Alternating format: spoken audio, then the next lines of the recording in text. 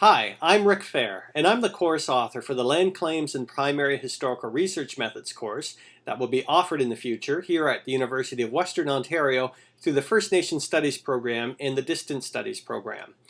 What I want to do is just offer a little brief tutorial about the kind of material and the direction that the course will be taking, and I want to offer this to potential participants and interviewees who would like to help out. So when I call up Microsoft Word, we see we have just a draft course description, and I'll just read the first line to give you a sense of the two directions that I want to go with this course. So this course will offer students the practical skills to conduct historical research into land claims, and number two, the historical context of land claims in Canada. And what I want to do with this little video is just really cover, I guess, the basics of the first parameter here, and that's offering students of practical skills in case they wanted to become a land claims researcher, either at the community level, if they go to Library and Archives Canada, they should know what to do and what to look for. So this is a little tutorial that this is a class that will, or course that will help achieve that aim. Or if they wanted to become a researcher for INAC, or if they wanted to become a consultant that works outside of INAC and the community, but works for both or either of them. So that's really what I want to do with this course.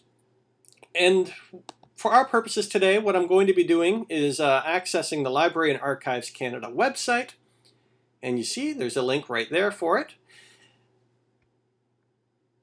And we'll click English. And you see when you access the Library and Archives Canada website, they have a number of online exhibits that you can check out. We'll go to search. Now what we want to do is go archive search, because you see there's a sub-data set of different search engines that you can access, like Ancestors, Library, and website search. But what we want to do for our purposes is just access archives. Now there's basic search or advanced search. We'll access advanced search. Now most of the items from Indian Affairs are located in the RG10, or Record Group 10 series. And this is a document that we'll be looking at in just a second, but I want to show you how to actually access it first. I jumped the gun for a moment. So we're going to call up another website, and that's the government publications. You see I've bookmarked it, publications.gc.ca. And again, we're going to access English. And just like before in Library and Archives Canada, very similar format for their webpage. We're going to click Search. And what we're going to do for the search parameters here is just access the Indian Claims Commission proceedings. And you see I've already looked it up, so there we go. We want English and only publications available for download or order.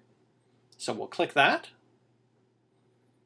And you see a number of different items come up. There's 3,201 items that have Indian Claims Commission proceedings somewhere in the title.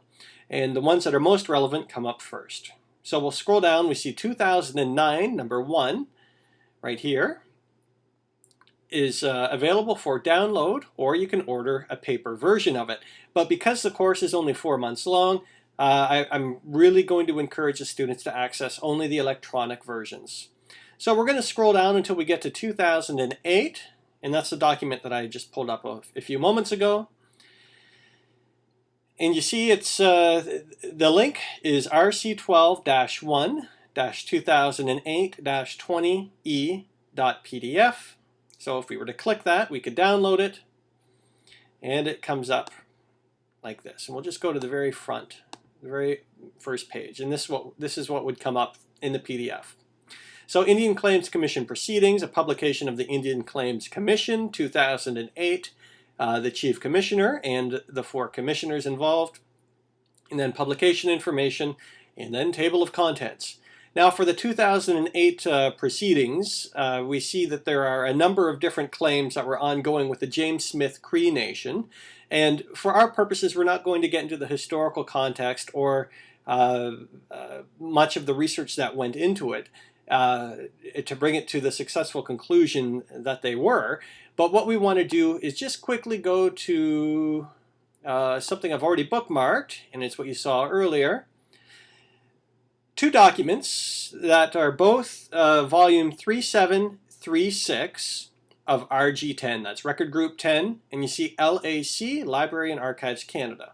Okay, so the two numbers that we need here, or the identifiers that we need, the labels, are RG10 and volume 3736. And if you find on the Library and Archives Canada website here that the information that they provide is not specific enough, you're going to have to do a little bit of digging. But for our purposes, I've already searched this, so I know that these documents are available. 3736.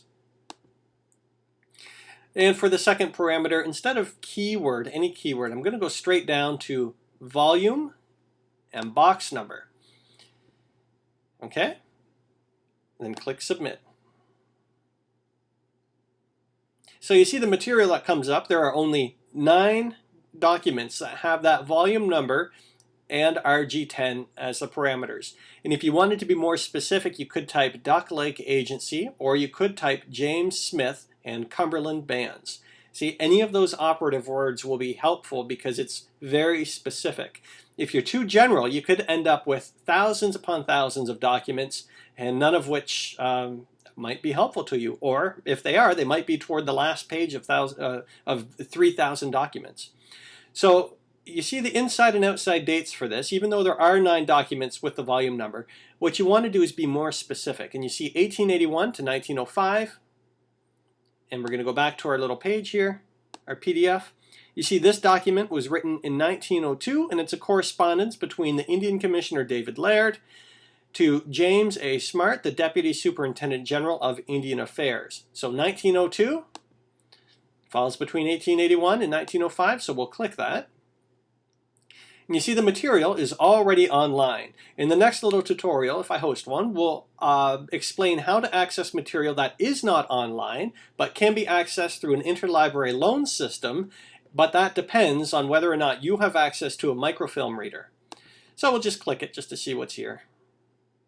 All right, so there are 253 pages, and you see there, just as it said on the catalog, 1881 to 1905, and you can see that there are a number of different correspondences written. So we'll just click through quickly.